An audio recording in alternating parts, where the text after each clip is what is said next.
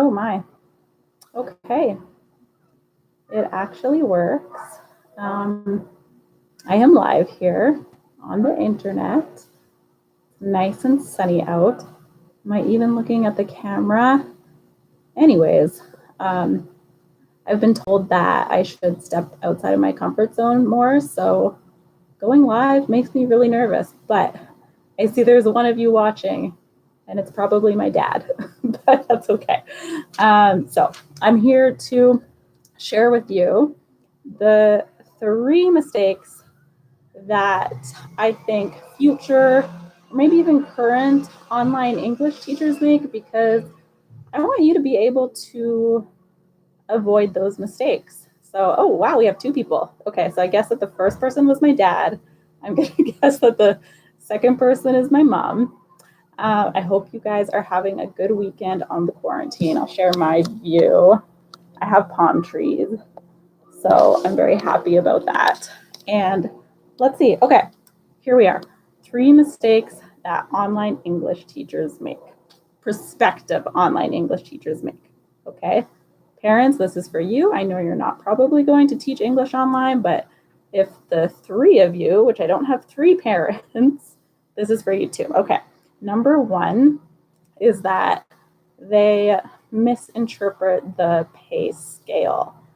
So, what most teachers do, or prospective teachers do, when trying to teach English online is they find the company that has the highest paying number on their website, that claims to pay the highest hourly rate, and which is fine. I mean, why not? I did it too. When I first started teaching English online, I was like, I'm going to apply for this company because I qualify to work with them and they pay the most. Like, why wouldn't you? It just makes sense. But when you start to investigate a little further into these companies, you realize that the $29 an hour, it doesn't really mean that. Like, what you need to look at is the base pay, which is usually somewhere between $8 to $9. That's the guaranteed amount of money you will get for your time teaching a class.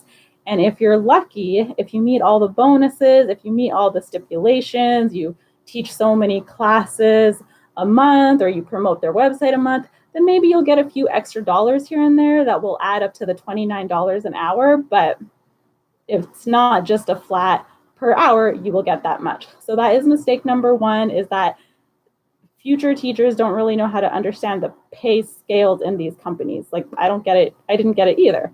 Mistake number 2 is, I have notes, is that people forget about prep time. So if you're already a current teacher and a current teacher in the pandemic, like not online English teacher, just a current teacher, you know about prep time. But if this is something you're exploring, if you're like, maybe I could teach English online as a side hustle, maybe I'll do this while I apply for other jobs, or maybe I will just try to do this full time. Your brain does not think about prep time. You just think time, hours, money, which is fine. I did that too. But you're not paid for the time you spend reviewing lessons. You're not paid for the time you spend cutting up flashcards. You're not paid for the time you practice the lesson and pretend you're talking to kids out loud in your living room. Like, you're just not paid for that. So what I recommend is that when you research companies to work for, how easy is it to follow the instructions for their lesson plans? Most of these companies do come with built-in lesson plans, which is nice, but sometimes their lesson plan is just kind of a weird looking PowerPoint and you're not even sure what to do with it. So you spend an hour trying to make sense of it.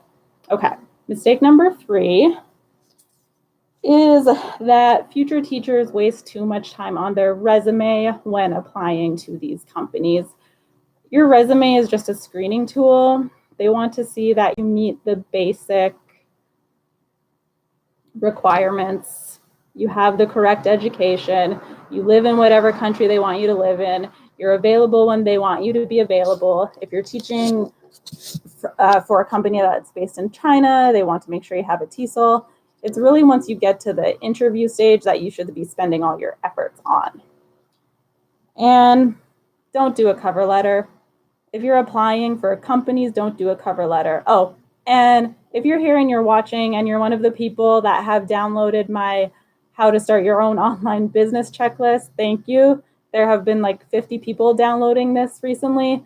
This video isn't about that, but that series is still in the works, and I'm still working on my own website, and there will be more to update you on that in the future. But right now I'm talking about people that are just getting introduced to the online English teaching world. And for you guys, I recommend starting teaching for an online actual company before you go the route of teaching independently.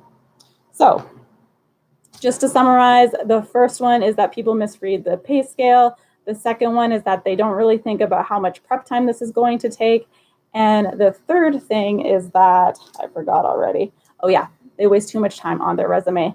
So imagine if you could avoid all those things and you could save so much time when starting out. Like, how great would that be? So I really recommend that you don't do any of those mistakes. And I'm really on here just to let you know that I'm going to host another live workshop in just a few days about how to get started teaching English online, how to avoid scams. There's people walking by and I don't want them. And let's see. And there'll be a not long, short, but there will be a Q&A at the end. So we'll have some quality time for you to ask all your questions, and I'll put the sign up link in the comments in this live video so that you can sign up if you want. Because honestly, I just want people to avoid the mistakes that I did when starting out. I went down such a rabbit hole of watching a million YouTube videos, whereas it would have been really nice if someone could have just told me, here's point A, here's point B, here you go. So good luck. I hope you are having a good weekend, and I will see you soon. Bye.